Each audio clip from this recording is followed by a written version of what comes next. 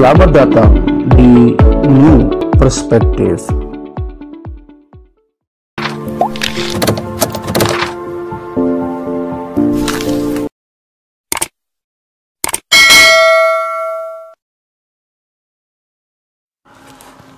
Oke, kita akan melanjutkan studi kita. Kali ini kita akan membahas tentang pendidikan karakter. Teman-teman semua, Assalamualaikum warahmatullahi wabarakatuh. Salah satu isu yang terbesar yang dihadapi oleh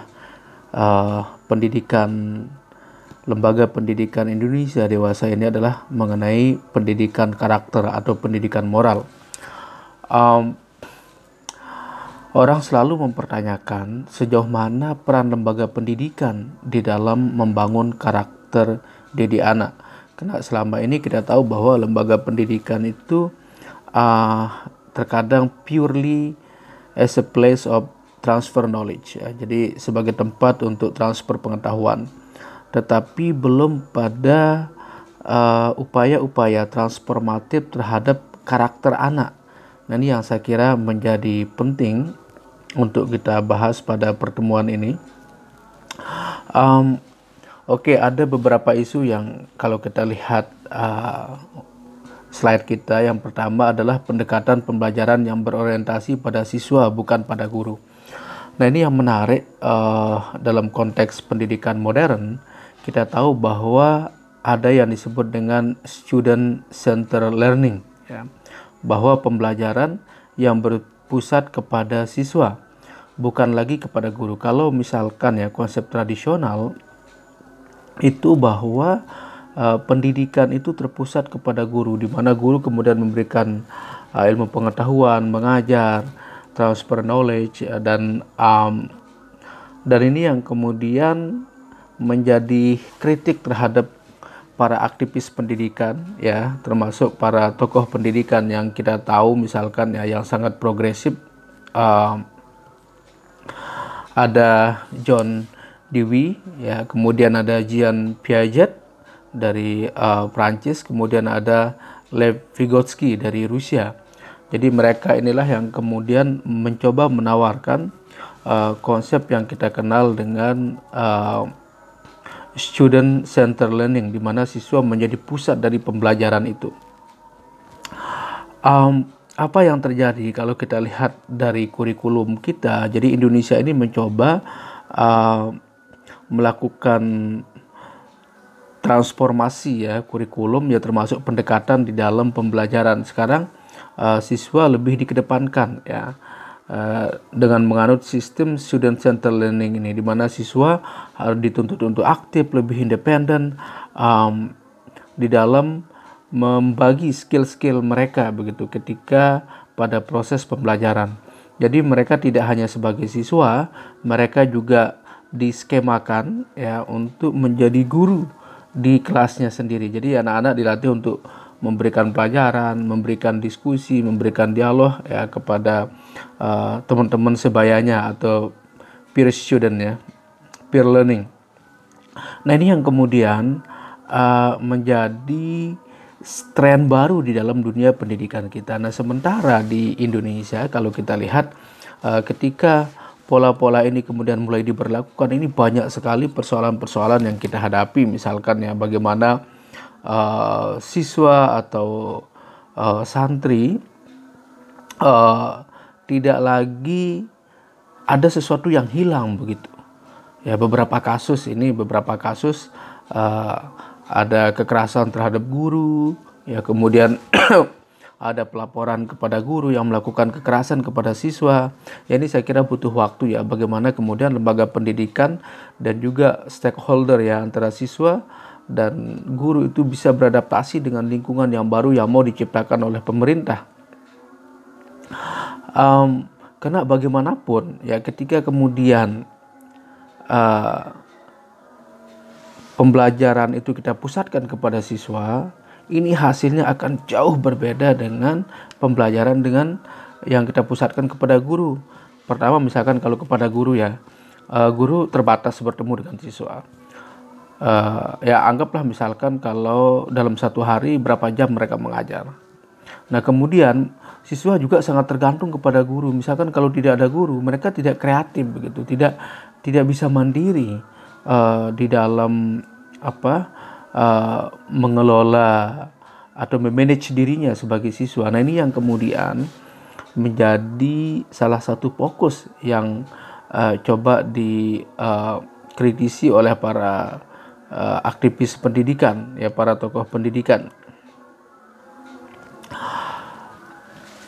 Nah di Indonesia saya pikir sudah saatnya kita beralih ya ke progressive learning ini, biar ya selain artinya kita ingin selesai dengan isu material yang kita sampaikan ya, karena banyak sekali materi-materi yang memang belum tersampaikan kepada siswa ya. Keterbatasan guru dalam hal ini ketika menyampaikan dan juga keterbatasan waktu mereka. Nah, apa yang disebut dengan center learning ini adalah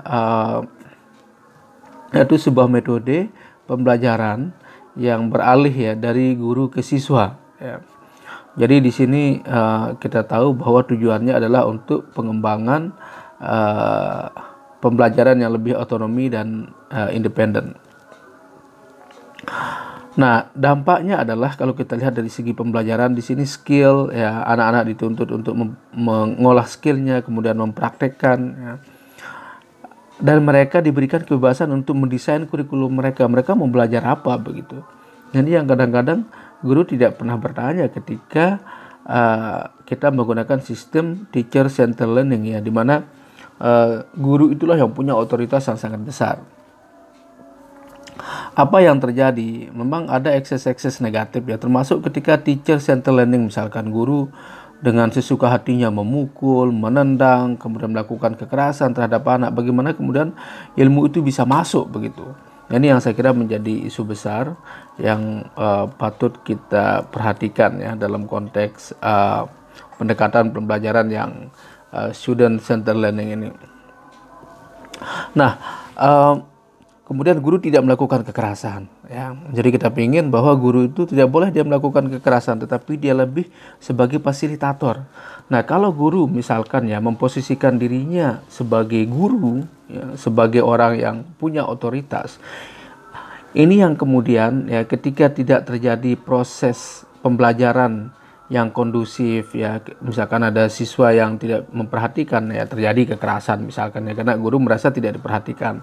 Nah di sini kemudian PR guru adalah bagaimana dia harus men-setting kelas itu benar-benar benar-benar adaptif, benar-benar akomodatif terhadap siswa begitu. Jadi tidak ada lagi kata kekerasan ya. Jadi justru guru itu dia hanya memantau kemudian memberikan masukan. Saya kira ini sangat bagus ya untuk pola pendidikan kita. Tetapi begini, ini saya ingin mengomentari kasus yang terjadi ya di sekolah kita, bagaimana kemudian guru-guru itu justru menjadi objek kekerasan ya, dari orang tua, kadang-kadang dari siswa. Saya pernah membaca salah satu berita, ada seorang siswa yang dendam kepada ibu gurunya gitu. Kemudian setelah tamat dia membunuh ibu gurunya. Ini kan sangat jauh dari apa yang kita katakan sebagai pendidikan karakter di sini.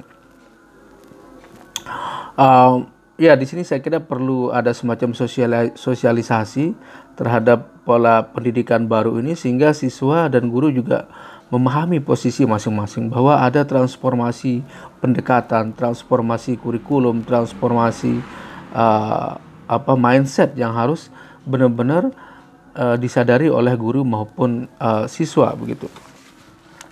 Oke, lalu kemudian apa yang terjadi kalau kita bicara tentang konsep student centered learning ini? Maka yang terjadi adalah tidak hanya persoalan transfer knowledge, tetapi juga kita ingin anak-anak kita tetap memiliki moral, tetap memiliki karakter yang bagus begitu. Nah ini yang sangat terkenal sekarang ya, di mana-mana lembaga pendidikan saya lihat bahwa mereka menekankan pendidikan karakter, ya, pendidikan moral. Ya. Ini sebenarnya ada dua isu di sini perlu kita perhatikan. Ada perbedaan antara pendidikan karakter dengan pendidikan moral. Kalau dalam konteks pendidikan ya, kalau pendidikan moral itu lebih melihat pada identitas-identitas ya dari moral yang ditunjukkan oleh siswa begitu. Karena bagaimanapun kalau bicara moral ini kan standarnya berbeda-beda ya. Misalkan nih ada siswa dari Papua, ada siswa dari Lombok, ada siswa dari Jawa. Ya bagaimana cara mereka berinteraksi, bagaimana cara mereka menghadapi guru misalkan ini pasti berbeda ya. Nah, ini yang saya katakan bahwa ini kita bicara isu moral. Nah, tetapi kalau bicara karakter, nah kalau karakter ini lebih bersifat pengembangan. Bagaimana karakter anak ini supaya dia menjadi kuat ya, dia menjadi lebih sopan, lebih santun ya ketika di dalam baik di dalam proses belajar maupun di luar. Ya, jadi anak-anak tidak hanya menunjukkan moralnya, karakternya yang bagus di kelas ya, tetapi juga di luar kelas bagaimana mereka berinteraksi dengan guru, dengan masyarakat yang ada. Ini kadang-kadang ketika anak sudah selesai sekolah, mereka merasa punya dunia lain begitu ketika berinteraksi dengan masyarakat. Ya banyak kenakalan remaja, banyak pencurian, banyak yang terlibat ke narkoba, balap liar. Nah, inilah saya kira persoalan-persoalan yang harus dikembangkan oleh guru di dalam menanamkan pendidikan karakter itu.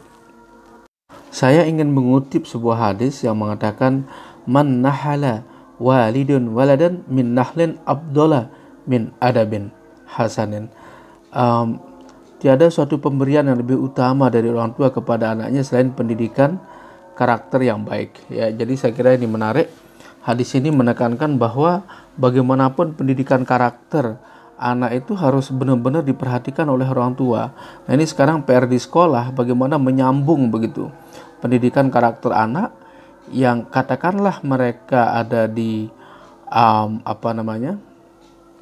ada di sekolah, kemudian sebelumnya mereka di orang tua, jangan sampai kemudian berubah begitu. Setelah di sekolah malah mereka menjadi liar. Nah, lalu sejak kapan kemudian pendidikan moral dan karakter ini bisa kita tanamkan kepada siswa? Saya kira perlu kita tanamkan pendidikan moral dan karakter ini sejak usia dini. Nah, ini yang saya ingin tekankan di sini bahwa kalau misalkan anak-anak sudah diberikan pendidikan moral dan karakter dari kecil oleh orang tuanya, jadi sekolah itu tidak punya beban berat begitu. Tidak harus memulai dari awal. Kalau misalkan orang tua sudah memberikan penanaman pendidikan moral sejak usia dini. Ya, saya kira ini PR. Oke, saya kira itu pertemuan kita hari ini. Kita akan lanjutkan di sesi selanjutnya. Thank you for attention and for watching this video. Assalamualaikum warahmatullahi wabarakatuh.